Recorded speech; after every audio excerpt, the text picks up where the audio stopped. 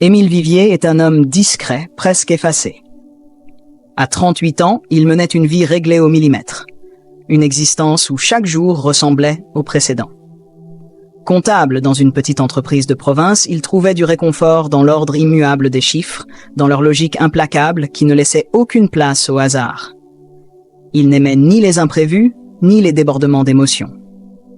Son appartement, situé au 3e étage d'un immeuble sans charme, reflétait parfaitement son caractère.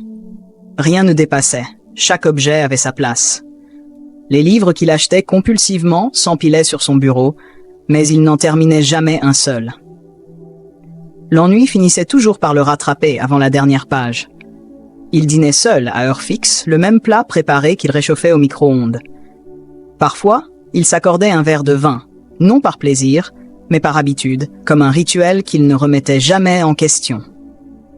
Le seul moment où il se sentait vraiment apaisé, c'était lorsqu'il longeait la rivière après le travail.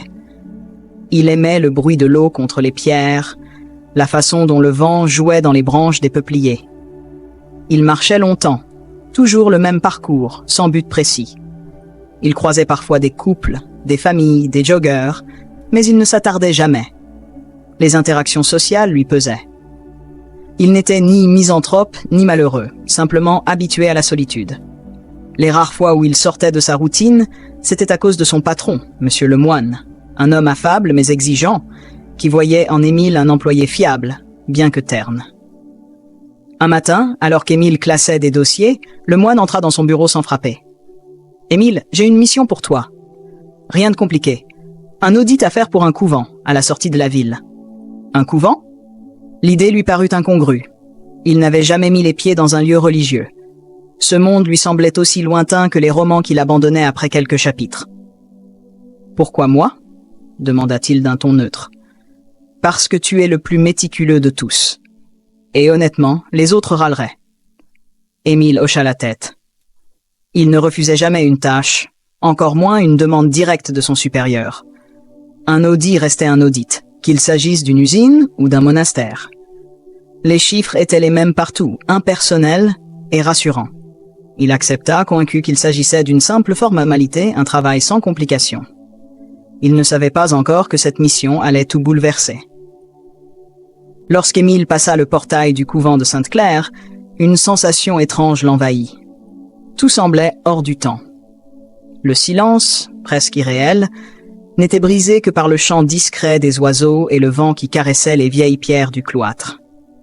L'air était empreint d'une odeur de cire et d'encens, un parfum de recueillement et de mystère.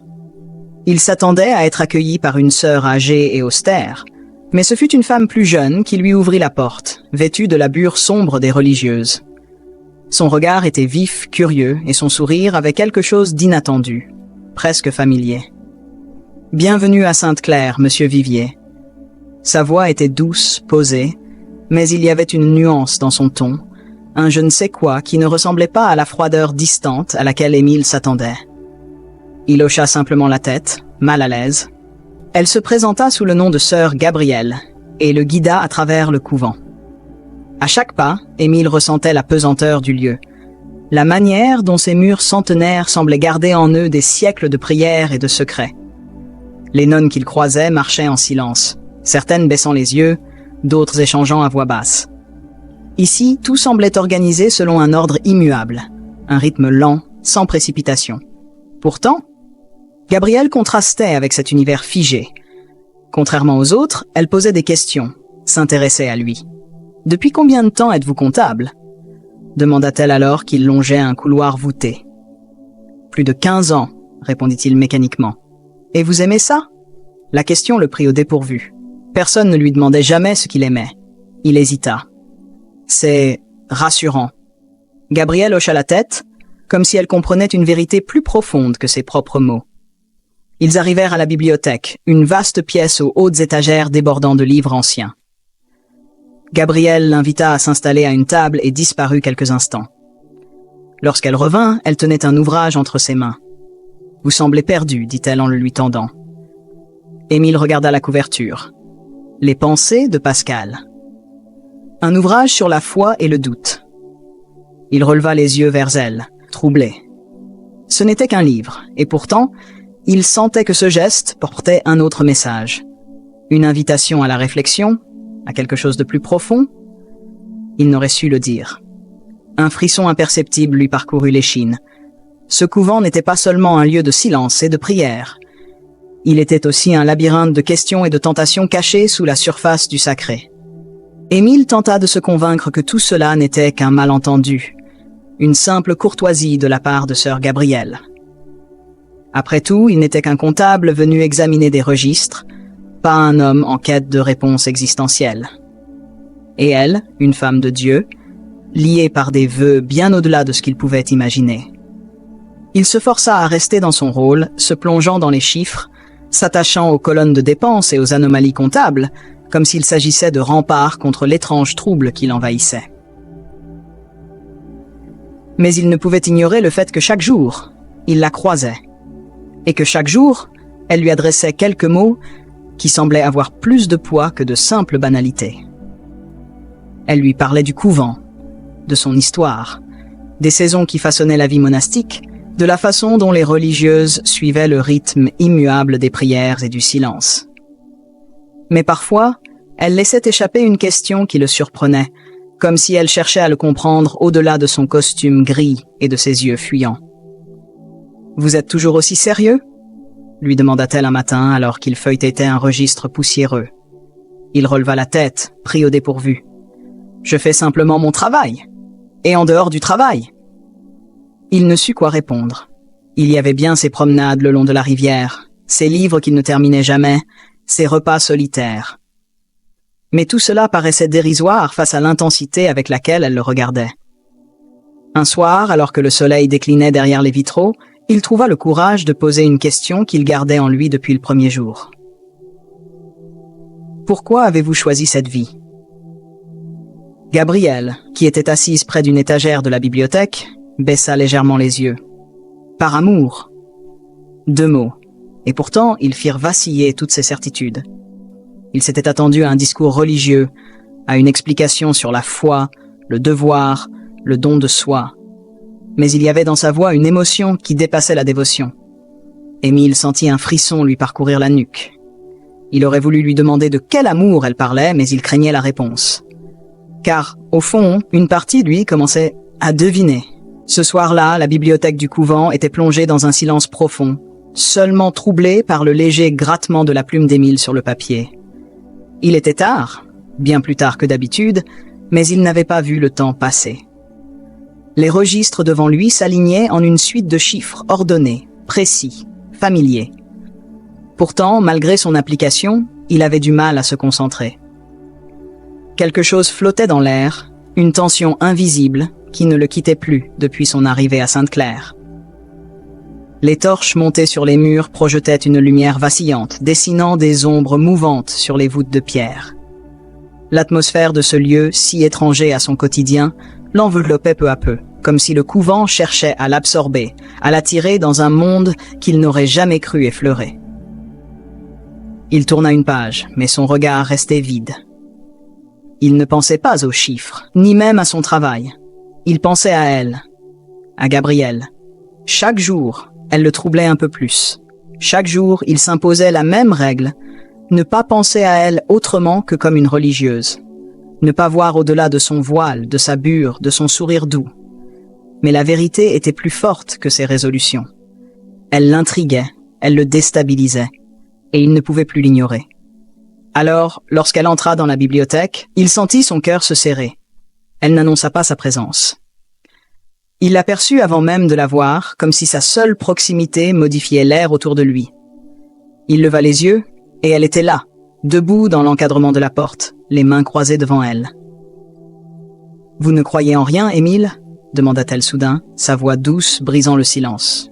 Il hésita, puis reposa sa plume. « Je crois en l'ordre des choses, » murmura-t-il après un instant. Gabrielle fit quelques pas dans la pièce, s'approchant lentement. Et si l'ordre cachait autre chose? Il ne savait pas ce qu'elle voulait dire, mais ces mots éveillèrent en lui un trouble profond. Il avait passé sa vie à chercher la stabilité, à éviter les imprévus. Mais ici, face à elle, il se sentait au bord d'un précipice. Elle s'arrêta juste devant lui, Son regard était indéchiffrable, un mélange de douceur et de défi. Puis, dans un geste lent, elle posa sa main sur son bras, un contact léger. Presque rien. Mais pour Émile, ce fut un séisme. Son cœur manqua un battement. Il aurait dû reculer. Il aurait dû détourner les yeux, briser ce moment avant qu'il ne devienne autre chose.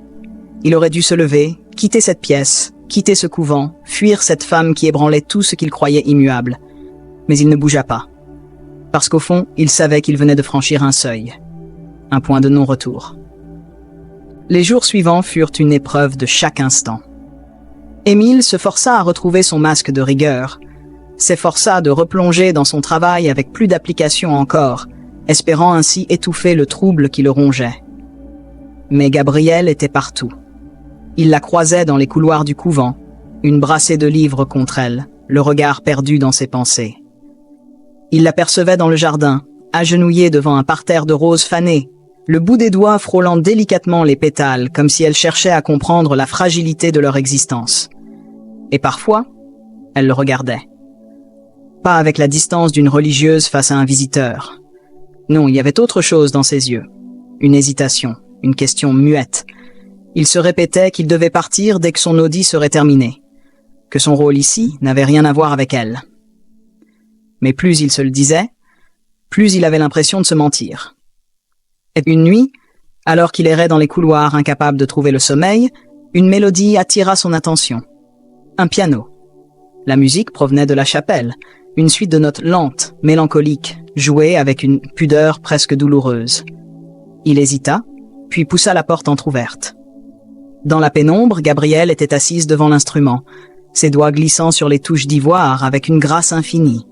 Son visage était tendu, ses paupières closes. C'était une prière muette, mais pas adressée à Dieu. Elle jouait comme on cherche une réponse. Émile resta immobile, écoutant cette tristesse qui semblait couler d'elle. Il voulut s'annoncer, mais au dernier moment, il recula et repartit sans bruit.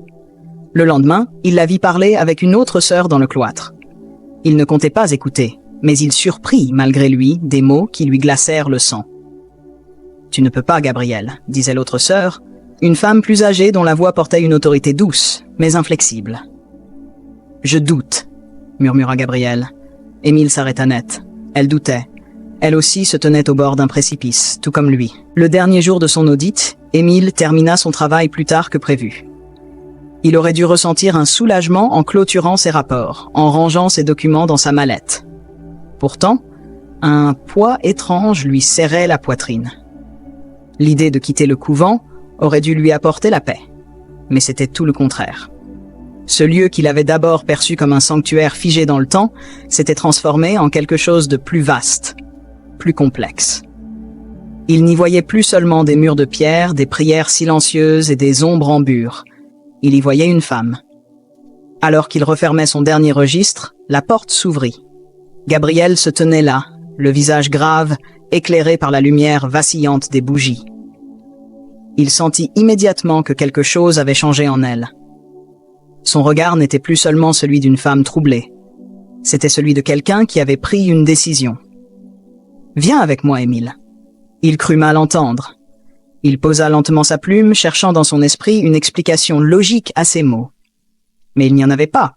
« Où ?» demanda-t-il, sa voix plus rauque qu'il ne l'aurait voulu. Elle fit un pas de plus, réduisant la distance entre eux, et souffla. « Loin d'ici. » Un frisson lui parcourut l'échine. Il aurait voulu rire nerveusement, lui rappeler qu'il était un comptable sans histoire, qu'il n'était pas un aventurier, encore moins un voleur d'âme, que cette idée était insensée, impossible. Mais il vit dans ses yeux que pour elle, ce n'était ni un caprice, ni une illusion. C'était un cri du cœur. Gabrielle n'était pas une religieuse comme les autres. Elle était une femme qui s'était enfermée dans un monde qui ne lui correspondait plus. Une femme qui, pour la première fois, osait dire tout haut ce que son cœur hurlait en silence. Et lui, Émile, n'était plus seulement un homme timide, réfugié derrière ses chiffres.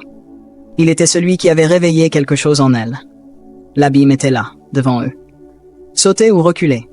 Il devait choisir. Fuir était impossible. Ce soir-là, Émile ne dormit pas. Il resta assis sur le lit de sa petite chambre, le regard fixé sur la pénombre, à écouter les battements précipités de son cœur. Il aurait voulu croire que les paroles de Gabrielle n'étaient qu'un élan passager, une illusion née du trouble, mais il savait que c'était faux. Elle avait été sincère, elle lui avait tendu la main, et lui, pétrifié, n'avait pas su la saisir. À l'aube, alors qu'il finissait de ranger ses affaires, un coup sec retentit contre la porte. Lorsqu'il l'ouvrit, une jeune novice au visage fermé l'attendait. « La mère supérieure veut vous voir. » Il sentit un frisson désagréable lui parcourir l'échine. Dans le bureau austère où il avait passé ses premiers entretiens, la mère supérieure se tenait droite derrière son bureau, les mains posées à plat sur le bois. Son regard d'ordinaire bienveillant était devenu une muraille impénétrable. « Vous partez aujourd'hui », déclara-t-elle d'une voix neutre. Émile déglutit difficilement. Elle ne lui demandait pas s'il souhaitait partir. Elle lui signifiait qu'il devait le faire. Il comprit immédiatement. Gabrielle avait parlé. Elle avait fait son choix. Ou peut-être avait-elle été forcée de le faire. Il ouvrit la bouche, mais aucun son n'en sortit. Un millier de questions l'assaillaient. Que s'était-il passé après leur échange? L'avait-on réprimandé? Avait-elle avoué ses doutes, son désir de fuir? « Je voudrais lui dire au revoir », finit-il par murmurer. Un silence pesant s'installa. La mère supérieure baissa légèrement le menton, comme si elle attendait qu'il comprenne de lui-même. « Ce n'est pas possible », répondit-elle finalement. Lui interdire l'accès, lui refuser même une dernière parole. C'était une sentence. Il sentit son cœur se serrer. On l'éloignait d'elle, délibérément, définitivement. Il sortit du bureau en titubant légèrement, comme un homme privé d'oxygène. Tout était terminé. Gabrielle était là, quelque part dans ce couvent, enfermée entre ses murs. Mais pour lui, elle venait de disparaître. Sur le chemin du retour, Émile n'était plus le même homme. Il avait quitté le couvent comme un fugitif, chassé d'un monde auquel il n'avait jamais vraiment appartenu. Pourtant, ce n'était pas seulement Sainte-Claire qu'il laissait derrière lui. C'était Gabrielle. Il regardait défiler les paysages à travers la vitre du train, mais il ne les voyait pas. À quoi bon observer le monde extérieur quand celui en lui s'effondrait? Il se repassait en boucle cette dernière conversation, ce moment où elle lui avait tendu la main. Pourquoi était-il resté figé? Pourquoi n'avait-il pas eu le courage de lui dire qu'il ne voulait pas partir sans elle? Il s'imagina 1000 scénarios, 1000 phrases qu'il aurait pu prononcer, 1000 gestes qu'il aurait pu faire. Mais tout cela n'avait plus d'importance. Elle était restée.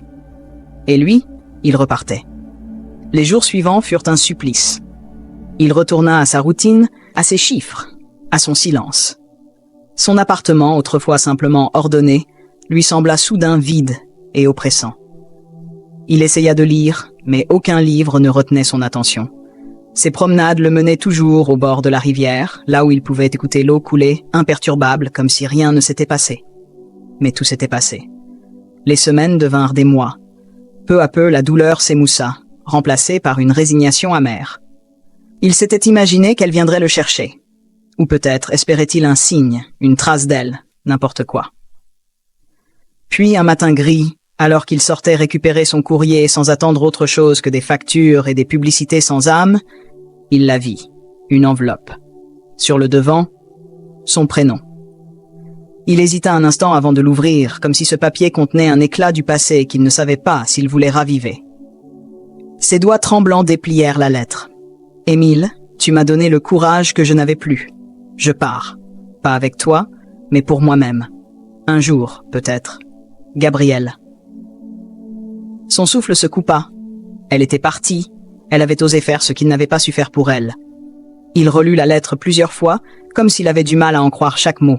Ce n'était pas une fin, c'était une promesse. Et pour la première fois depuis son retour, il sentit quelque chose renaître en lui. Une lueur fragile, mais réelle. L'histoire n'était peut-être pas terminée. Émile replia lentement la lettre entre ses doigts, comme s'il craignait d'en abîmer le moindre mot. Il la porta contre son front, ferma les yeux un instant. Un sourire triste étira ses lèvres.